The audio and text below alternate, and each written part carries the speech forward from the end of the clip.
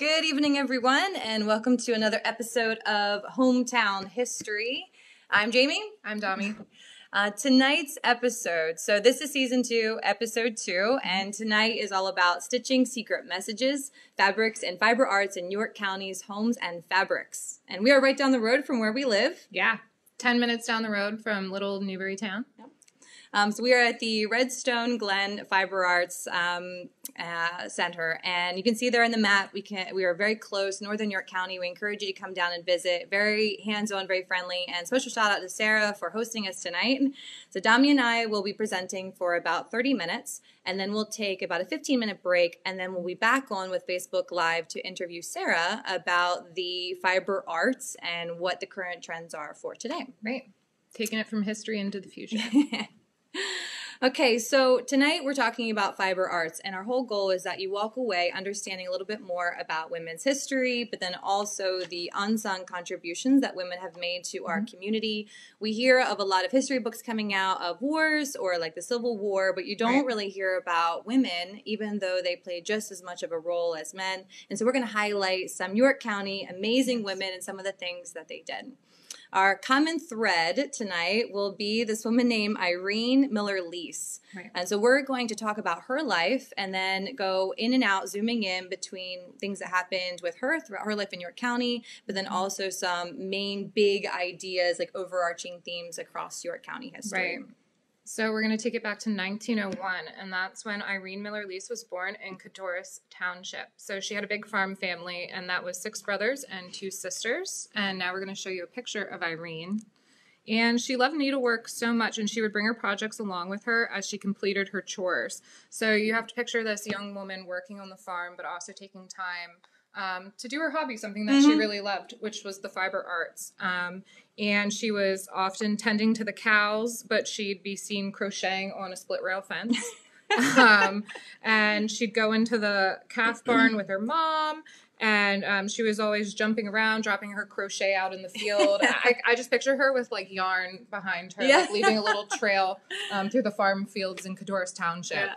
But yeah, you know, here was a woman who she definitely had an agricultural background, and she had to do certain things on the farm, but she tried to carve out a little bit of time for herself. Yeah. And do some needlework, do some crocheting, and it took her into quilting. Yeah. I love that story of the cow running away from her, and she had to jump down and like chase after it. Yeah. And then as she chased it, her crocheting needle fell into the grass, and she said that she hunted and she never could find her crocheting needle ever again. So it's out there somewhere. She needs a metal detector. Yeah, that's what I was thinking, metal detector to go and find it. So this makes us think of, at the time, more of the traditional domestic spheres of men and women. Right. So before the Industrial Revolution, when people left the home to go out into the factories, in urbanization, the growth of cities, people lived on the homestead and they worked together. Right. I think we like to think about society just constantly progressing, that it used to be in this time where women had their jobs, which when you think stereotypically were usually in the home, cooking, cleaning, taking care of the kids, making the clothes, cleaning the clothes. But really that phenomenon happened after the Industrial Revolution, and then got even worse after World War II when you think about the cult of domesticity and women after Rose of the Riveter era was over, going back into the home and expecting to be happy housewives. Right. But really before the Industrial Revolution on the homestead, men and women worked together communally a lot more than what we realize. In fact, we wanted to show you this picture here. This is a painting from Lewis Miller. So he was a York County artist. And you see this woman there tearing into a pig, butchering it herself. She's got her apron on and her bonnet. Right. So what we're highlighting here are some of the things that women did. And we're not saying that it's anything super special. It was just kind of expected. It was just right. Yeah. I mean, even my mom growing up in Newbury Township in the 60s, she grew up going to her grandparents' farm during the day while her mom worked. And they were expected to pitch in and butcher chickens and, you know, help with everything, whether it was the girl cousins or the boy cousins. Right. They just all pitched in. Yeah. Yep. And another thing, too, is that men also contributed to the textile industry. Yeah, they did. We think of women in the textile industry, but it was honestly a male-driven industry. They contributed part of it. Yeah, so they were building the quilting frames and cutting up the scrap metal for the templates. So men were very much involved, even though we think of it traditionally as a woman's craft or a woman's hobby. It was really a career for a lot of men, especially in York County. Yeah. And then how do I say this? This is Blue and Luther. Beulah? Yeah. Okay, Beulah and Luther Markle. During the Great Depression, they had to sell their family farm. And they moved from rural Windsor Township to Winterstown in 1934. And we're going to show a picture of them, I believe. Oh, we have their quilt here for you. Yep. So they had 3 sons, Bud, Quentin, and J.R. were enlisted to cut squares for the quilts. So that goes to show it wasn't just the head of the household doing all of this work. The entire family was a part of it, so even the kids. And then they moved again to Red Lion, and they would scour the market for feed bags and factory scraps. So here, again, it's not just clothing scraps that they were using. They were using all kinds of different textiles to mix into this quilting. And the boys made their own quilts, often having to rip out stitches if their mother disapproved. So she was very much a taskmaster of making sure that the quilt was done correctly. And that came in handy during their World War II military service because you had to sew your own insignias onto your uniforms and your patches. So you wanted to make sure that you looked good and had good stitches on there. There you go, ladies. Look for men who can quilt. Yeah. Dying arts. I mean, even during the Civil War, everyone had what they called a housewife in their haversack. So that was a little piece of fabric with like a pocket sewn into it, and you had your needle and your thread and like a little patch if you had to darn your socks. And it was called a housewife? It was called a housewife. I'm not sure how I feel about that. 100%. I know. But yeah, so men, and some of my best friends that are reenactors are males, and they're the best sewers that I know. Oh, really? Yeah. Oh, that's so cool. They could sew me under the table. I mean, they're great at it. They're making their own uniforms and stuff. Yeah. So, and their own quilts for Civil War reenacting when you're going out. You want to be authentic. And I mean, if you just got deployed somewhere, you just got sent in the Army and you only had one Army issued wool blanket, maybe you want to take your homemade quilt from home. Oh yeah, you have to have something, and it reminds you of home. And it does, and it could be old shirts. It could be any fabric that you had laying around the house. I'm glad you said that about old shorts. Or shirts with these quilts, it wasn't like when you think of like York County during the Great Depression, you couldn't just go to the fabric store and purchase fabric for you to use. Right. We were short on resources, and also people were trying to use scraps for these quilts. Right. So I found this really cool picture with a feed bag quilt. And that's beautiful. You wouldn't know that that's made of feed bags. Right. They went and took feed bags and were super resourceful and took something that would have been thrown out, and now they repurposed it. What are they saying now? Upcycled. Yes.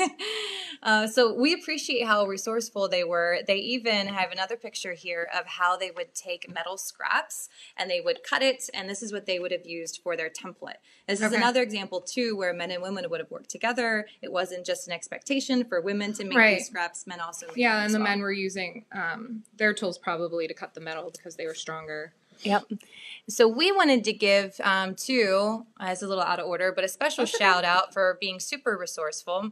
A friend of mine, Aaron Anthony, on Facebook, him and his wife have this company called Honeywood Restorations. That's beautiful. Right? He sent that to me, and they work really hard to take old furniture that people would have thrown out, and they sand it down, restain it, make it so it looks pretty, something for us to use inside our house instead of just throwing it out. And that's such a trend these days.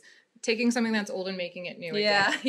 Most of my friends, when they're buying their houses and they're decorating, they want to go to like a thrift store. They want to go antiquing and find things. They don't want just something brand new from the factory. There's no like heart and soul in that. Yeah. So. Yep. Well, and one of the places, another place in addition to where we are now tonight is down in Winterstown. Winterstown. Yeah. They have the teaching museum for the fiber arts and textiles. Yeah. Yes. I spoke to her on the telephone actually.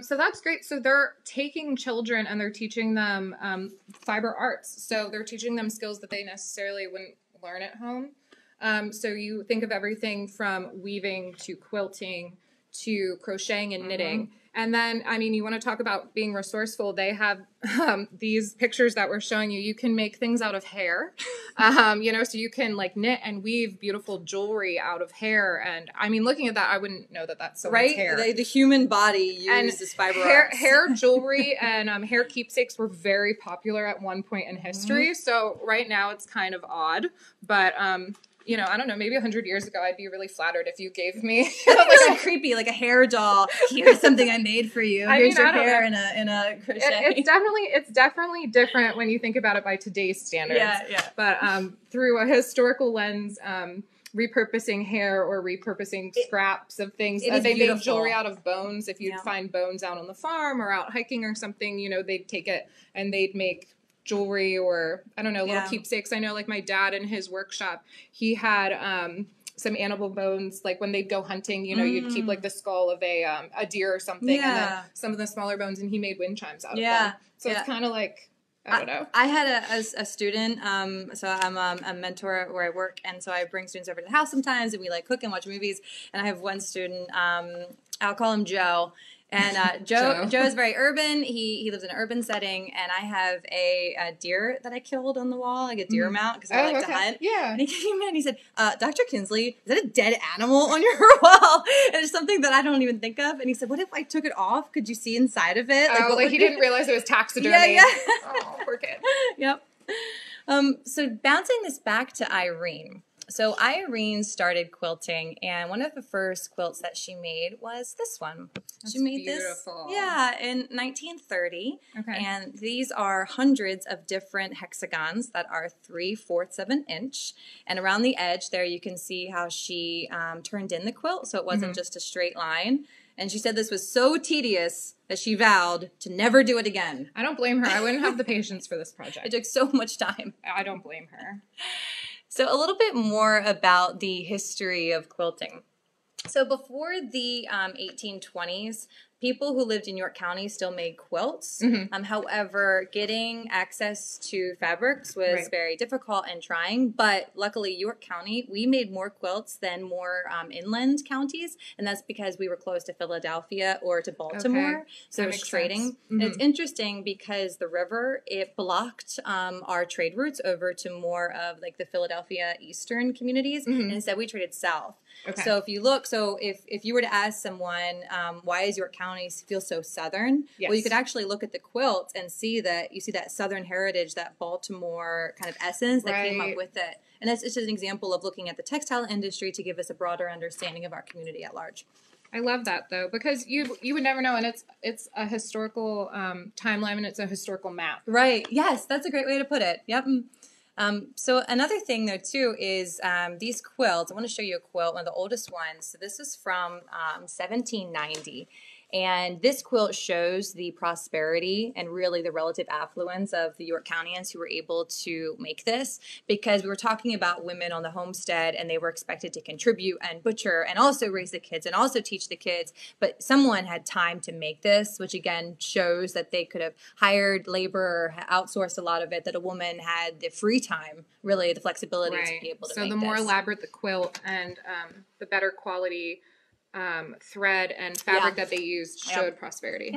Yep. So then in the 1830s that is when we're going to see wider range, more affordable fabrics. It's going to explode after the Civil War and then go even more after World War I. World War I, yeah. And World War I was really devastating to the York community. So about 600 York Countyans died and hundreds more were injured during the conflict of World War I.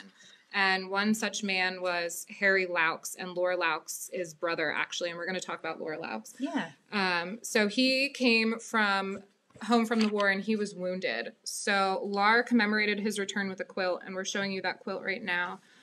There's a doughboy in the center, and it's cut from his woolen uniform. So I think that's amazing that she repurposed his uniform. Yeah. So that's a really important keepsake, because a lot of people who have their ancestors' World War I or World War II uniforms, they've like either rotted or moths have got to them. So so that's a really amazing thing that she was able to preserve it that way. Harry lived out his days in Emmetsville, and she in New Bridgeville with her mother. So, I mean, this quilt, the fact that it survived this long, and it really shows, a bond between a brother and a sister. Yeah. I think, thankfully, although he was wounded, he did get to come home. Right. And she was able to give him something. To show her love. Yeah, I love you, I'm so happy you're home. And it was a horrible time, but, And that's what we're talking about here tonight. That is one of our main takeaways, is that you want you to realize that women contributed significantly to the York County history. Yes. And in this way, it has to do with her supporting and making something, but also every time someone looks at that quilt, they're remembering her, Laura, but then also her brother and his contribution, but then she's the one who's passing down that legacy. And it's a story, it's a talking piece quilts because someone's going to look at that and say, why is there a doughboy on this quilt? Right. And then you find out that doughboy is dressed in his uniform. Right. Pieces of his uniform. That's amazing to me. And the story was told by a woman. Yes. Through stitching this message. And we're still talking about it today. The story continued. Yeah, exactly. What are we doing for our families? I'm not stitching quilts. I probably should. I knit hats for the homeless. That's one of my big things. A few years ago, I was watching this Facebook video and it made me cry. There was this older man. He was actually in hospice care. And, you're bedbound. You had nothing to do. And he saw that you could knit hats for the homeless. So he got a knitting loom, like a little circle knitting loom. And all day long in hospice, he would knit. He could make like 3 hats a day. And I'm like sitting at my computer crying. And I was like, oh, I feel so useless. So I started doing it. Did you really? Yeah. So I was, on my lunch breaks at work, I would go to the park beside the Federal Building in Harrisburg and I would knit little hats. Oh, that is but then so sweet. you can donate the hats to local libraries, and they give them to homeless shelters. I love that you do that. So I can only make squares if I knit with needles. But on a loom I can make a hat. Oh, that's so cool. But maybe I did knit my neighbor a hat. It was a little wonky, but I learned how to knit too. I wanted to be as self-sufficient as possible, right? Because that's another thing that these women were allowing their families to do is live on their own, and be able to take again things that would have been discarded, old fabrics, and then remaking them into this beautiful piece of art, really, that was usable as well as utilitarian. But I went and I decided to get a sheep. And I was going to learn how to knit, and I did find a picture of the sheep when I brought it home. This is just so you. That's in the back of a Forester. That's my sheep. His name was Zeke the sheep, and I was going to shear him, and I was going to take his wool, and I was going to make a clothing out of it. And then I found out later that he was a hair sheep. And so they just shed. But where is he now? Family. He was donated. Family repurposed. Yeah, he lives on a farm. Oh, I thought you were going to tell me you ate him. Sheep in the middle of Newburytown. Don't know if that was what I thought you ate him. Well, actually, I got him from a farm. His name, before I named him Zeke, was Dinner. No. Yeah. Yep. The sheep has 9 lives. So going back to Irene. So Irene, when she quilted a lot in the wintertime. Yeah. So in the wintertime, we like to picture her in her dining room. That is where her frame was set up, with her quilt on her lap. And that is where she would stitch with her family, and especially her sister-in-law that was close to her. But we also, though, want to talk about how for a lot of women, stitching wasn't always very happy. No. There is some parts of the textile industry that is a little bit more negative. So here is a picture that was taken from the Winterstown Museum that we're talking about. This particular picture, though, came from the Shrewsbury Sewing Factory that was established in the 1900s. And if you look at this image there, if you just take a second to look at their facial expressions, part of the reasons why they weren't jumping for joy was, number one, it took a while to take a picture. So, of course, they had to remain seated and still for a while. But also, working in a sewing factory was very repetitive. Right. These women would often work for 12 hours a day, 6 days a week, in very unsafe environments. So you can see there the heap of clothing. I mean, that has OSHA written all over it with fire hazards. They would get very few breaks. Their pay would usually be very, very low, lower than today's standards of minimum wage. We even called them starvation wages. That's how low they were. There was a sewing factory in Newbury Township. So a lot of people in the Preserving the History of Newburytown page, anytime I started posting about the textile industry to get ready for this episode, commented about mom or grandma working in a sewing factory. Yeah. Were they generally positive, or?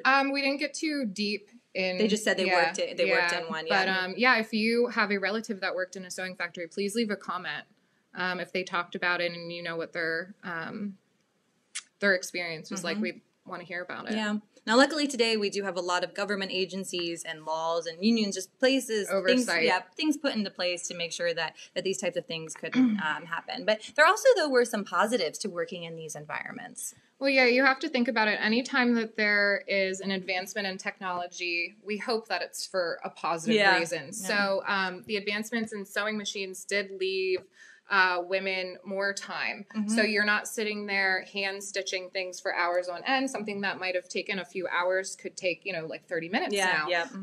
And as far as these women working in factories, the more that you could get done on your industrial sewing machine, the more money you could make. Yes. So wages went up. So on here we have, I'm sorry. Well, that was, again, the point that we want to make is that for a lot of women, the textile industry was empowering, that they could go out and they could get a job and they could make money.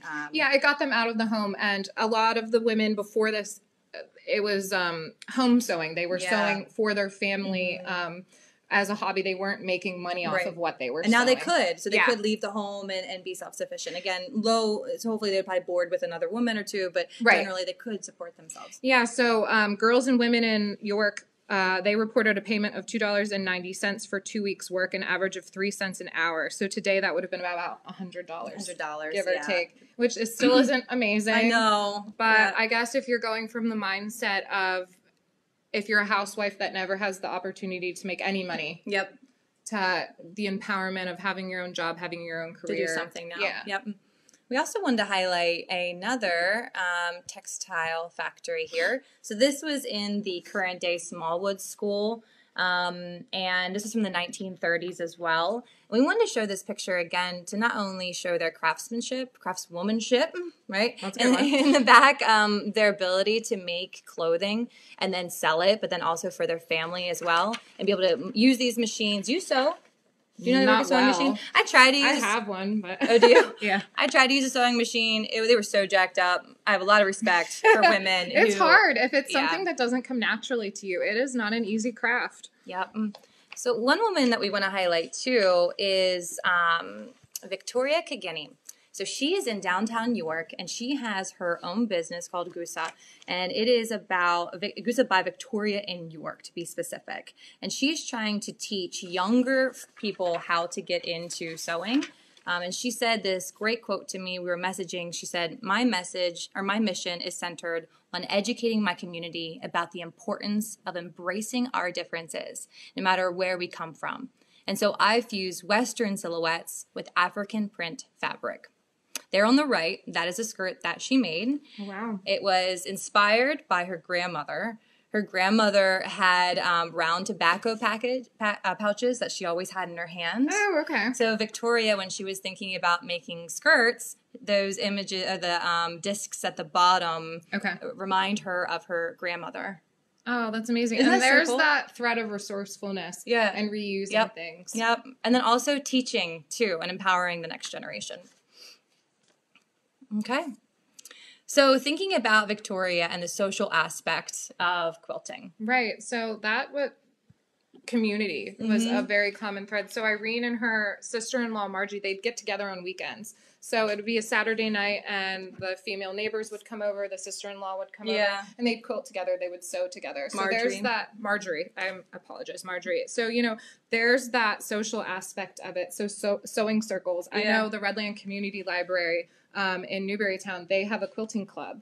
So we have a quilting frame in the community room, and right now there's 2 quilters that regularly come and work on a quilt. That's cool. And once a year, they auction off the quilt once it's finished, and it brings in money for the library through a raffle system. And you can go on the website, or they have a Facebook page as well, the Redland Community Library, and you can look. Someone just won the quilt. I think it was last month. Oh, that's so cool. They won the quilt, but it's beautiful, and it's these women who, they're retired. They volunteer for the library, and they come in and they just sit for a few hours. It might be once a week. It might be every day, depending on how much time they have. And they just quilt away, and it's all hand done. It's beautiful. And it's usually 2, 3, or even more women. Right. And they're coming together and they're talking. Right. And that is why this is called Stitching Secret Messages, because oftentimes these were networks of support for these women, where they could mourn together and celebrate together and gossip together. Right. And it brings it back to the quilts mean something. So the quilt with the doughboy, obviously that was something to show her brother love and say that she was glad that he made it back from World War I. And then, like you said, they could mourn someone, say, someone really close to you passed away. You could take your dad's old shirts and make them into a quilt. Or I know a lot of times they have projects at hospitals. If a newborn baby passes away, you can donate wedding dresses or something, and they make these little dresses for the babies to be buried in. And it shows communal support. Yeah, you're taking something old and making it new again, and you're taking something that meant something to you, but now it means giving something. back to the community. Exactly. And also talking about the confidence that comes with this as well. Right. Lots of confidence. Yep. So we wanted to also show you some pictures, jumping down to, so one of the main texts that we use is this right here. So this was Quilts. It says The Fabric of Friendship, and it was published by the History Center, and it was put together by a lot of locals. In it, they had, this is where we get the majority of Domi and I's information for tonight. York County quilting. Yep. There were some pictures of women in here that I would be remiss if I did not show you, because these women look like they have attitude. I would love to sit in a sewing circle with this woman, hand on hip, baby on the other. Like, all right, ladies, let me tell you a thing or two. She was probably in charge of the entire sewing circle. And then I love this picture so much. Oh, yeah, she's a wily one. She's either the most, like, innocent, wholesome being, or that woman looks ornery. No, she looks like an ornery grandma. I would love to quilt with her. No, so would I. Yeah, and it's, you know, it's a great way for these women. Maybe they're widowed, or, you know, maybe their husband's at work and they're home all alone. It's a really great way for them to get out socially and go to a friend's house, go to a neighbor's house, and have that community that they wouldn't have at their own home. Yep. So moving along here, Domi and I are running out of time. So we are going to jump down to, all right, talking about, do you want to do morning quilts? Sure. Jump down to morning quilts? Yeah. So another woman, so Irene, Domi already talked about it. She talked about how quilts are made for birthing and marriages, but then all for mourning. So we just wanted to show you this one picture of a morning quilt. So this is made by a local. Her name was Rebecca Garrettson Wickersham from Newburytown. And after her husband passed away, she made that. But there were also a total of, I forget exact, 57 people who signed that quilt. That's amazing. Right. Every single one was listed in the 1850 Northern York County Census records. Okay. And again, it just shows the community that was in our area. Yeah, and the Wickershams were actually early Quaker settlers. Yeah. So that's amazing. So stay tuned. Coming later on, probably airing tomorrow or later this week, we are going to feature another quilt from the area known as the Keene Hill Quilt. Here is a picture of it. An article is also Witnessing York if you are chomping at the bit and you want to read about it right away. But we are going to feature it more in a quick 5-minute video so we can go more in depth and talk about that since we are running out of time. So we're going to get going here, and in about 15 minutes, we're going to come back on and talk with Sarah, and we're going to highlight, you see in the pictures here, some of the really colorful elements of the textile industry and sewing and what it looks like today. So we covered the history, and then we're going to zoom forward to current day. So our next episode will be our next hometown history. Sometime in March. Yeah, sometime in March, probably near the end. We're going to be on site again, probably down more in the Wrightsville area. We're getting around all of York County. But we're hoping that tonight you walk away knowing a little bit more about how women contributed to York County history through fabrics and quilts and just supporting each other and, loving each other. Yeah, so thank you guys for watching. We really appreciate your support. Okay. All right. Bye, guys. Bye. Watch us on YouTube. Buy our merchandise.